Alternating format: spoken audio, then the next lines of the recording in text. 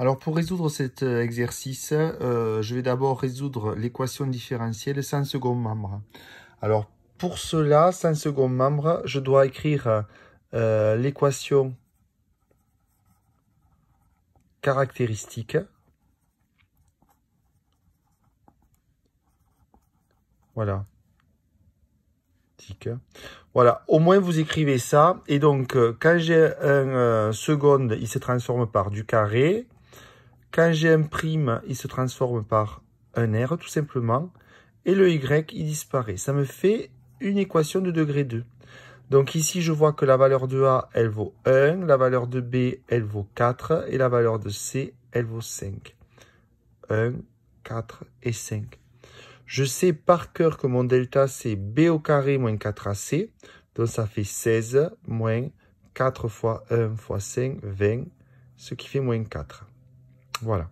Donc, j'ai un delta négatif. Ça veut dire que je vais avoir deux racines complexes. Bon, ça commence un peu dur, mais en connaissant les formules, on y arrive. Hein. Donc, ici, je vais mettre moins 4 moins I racine 2. Donc, il faut prendre ici l'opposé, j'ai moins 4, donc l'opposé, c'est 4. Bien évidemment, il faut que sous la racine, ce soit un nombre positif, divisé par 2A, mais A vaut 1. Et ici, ça va me faire moins 4 plus I racine de 4 sur 2. Alors, racine de 4, ça fait 2. Donc, ça veut dire que là, j'ai moins 2, moins, et 2 sur 2, ça fait 1, moins I, et là, j'ai moins 2 plus I. Donc, concernant cette équation différentielle, je sais que toutes ces solutions, ce sont les fonctions dont l'expression est de la forme f de t, exponentielle de moins 2t fois, et là j'ai deux constantes à mettre, C1, on va voir C2, plus, et là je vais mettre cosinus, juste la partie imaginaire, c'est-à-dire que c'est sans le i, attention, c'est juste moins 1. Moins 1t. Je mets moins 1t pour que vous voyez bien. Sinon, vous pouvez écrire directement moins t. Et sinus, moins 1t. Voilà, ça c'est fait. Question 1. Question 2, on va chercher une solution particulière. Et comme c'est un exercice un peu difficile, on vous la donne. Hein. Donc, elle est de la forme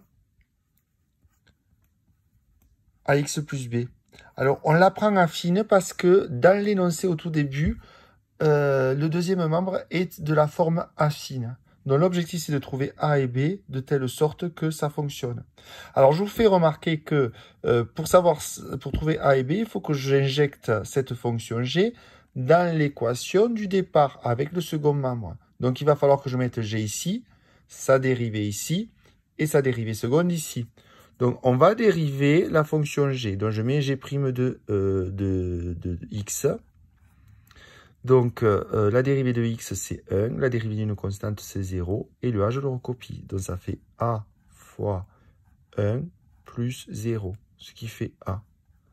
Et la dérivée seconde de t, et b, la dérivée d'une constante, c'est 0. Donc, on le voit 0 ici.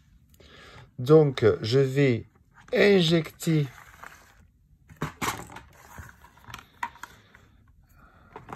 Heureusement qu'on a des ardoises. Je vais injecter les informations dans l'équation E0. Donc ici, je recopie. J'ai G seconde de t.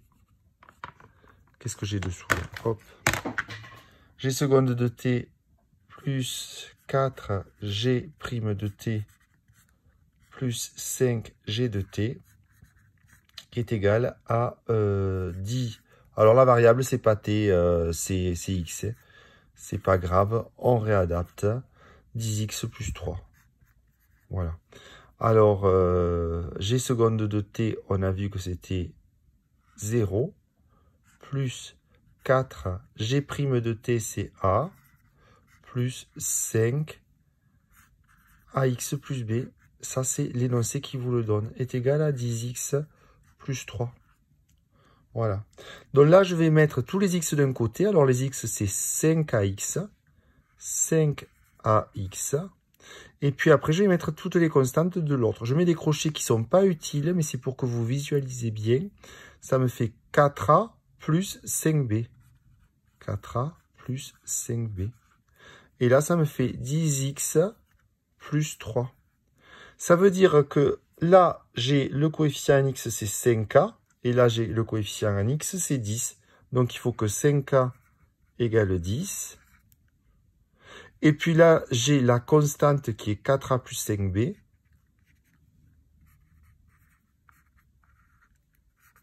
Qui doit être égale à 3, la constante qui est ici. En fait, deux polynômes de même degré sont égaux si seulement si les coefficients constante avec constante, degré 1 avec degré 1 sont égaux. Donc, ça me fait un petit système rikiki à résoudre. Si 5a égale 10, ça veut dire que a égale 2. Et si a égale 2, là j'ai 8 plus 5b, ça va bien tomber j'imagine, égale 3. Je fais passer le 8 de l'autre côté, il devient moins 8. Ça veut dire que j'ai 5b est égal à moins 5. Ça veut dire que b est égal à moins 1. Je ne me suis pas trompé. Non, c'est bon. Donc finalement, la solution particulière, c'est g de x. Je remplace a par 2, donc 2x moins 1. Voilà. L'énoncé, là, je remplace par 2x moins 1. Donc, en conclusion, les solutions de E sont les fonctions de la forme. Alors, je prends la fonction qui est compliquée ici, fois C1 cosinus moins t plus C2 sinus moins t. Bon, c'est un peu horrible à écrire, mais il faut juste rajouter la solution particulière. Voilà. Bon, je fais pas... donc ça, c'était la question 3. La question 4, je pense que vous êtes capable de le faire. Hein. Vous remplacez ici par 0. Et vous savez que le résultat, c'est moins 1. C'est donné par l'énoncé. Et puis, vous dérivez cette fonction. Et vous remplacez le t par 0. Et vous avez le résultat qui est 4. Je me rends compte que j'ai fait des petites erreurs. C'est tout en x. Donc, x, x, x et x. Il faut que ce soit cohérent. Hein. À demain, je vais vous faire la correction d'un CCF directement, je pense, d'une équation différentielle de degré 2.